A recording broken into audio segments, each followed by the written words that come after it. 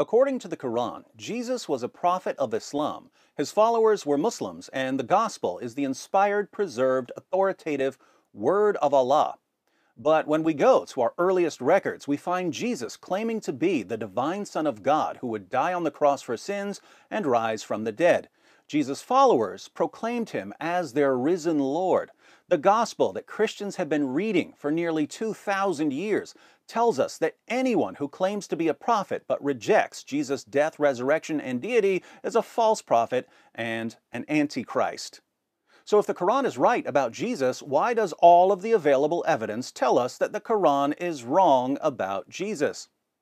Well, our Muslim friends have an answer.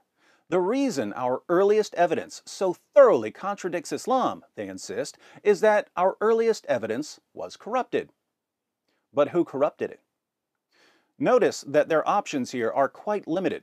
Muslims can't blame Jesus for corrupting the evidence, since Jesus was a Muslim prophet according to the Quran. Nor can they blame Jesus' original disciples for corrupting the evidence, since Jesus' original disciples were devout Muslims, according to the Quran. So they need a villain who wasn't Jesus or one of his original disciples, but who was still powerful enough to corrupt Christianity in the first century. Who had that kind of power in the first century? The only name that Muslims have been able to come up with here is Paul. So if you've ever wondered why Muslims spend so much time attacking Paul, it's not because Paul is somehow especially untrustworthy or controversial.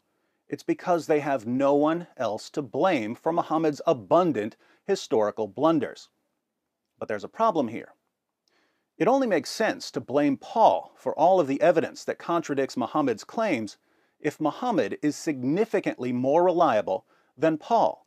If Muhammad is less reliable than Paul, it makes no sense to point a finger at Paul whenever Muhammad gets something wrong. In other words, if I catch person A making numerous false statements, and I ask him how I can trust him when he's making so many false statements, and he says, it's person B's fault, he corrupted all of the evidence and made my statements seem false, but person B turns out to be far more trustworthy than person A, it becomes impossible to take person A seriously. So the question we should be asking is this: whose claims about Jesus are more reliable, Paul's or Muhammad's? In this series, I'm going to offer a few reasons to trust what Paul says about Jesus over what Muhammad says about Jesus.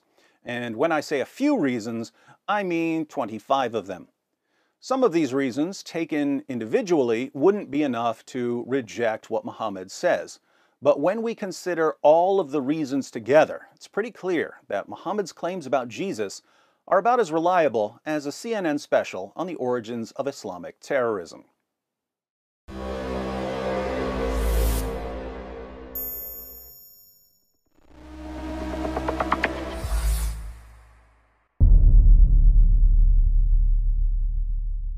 Hi everyone, thanks for watching. In case you stumbled upon this video while browsing or searching, I wanted to let you know that it's part of a series comparing Paul and Muhammad.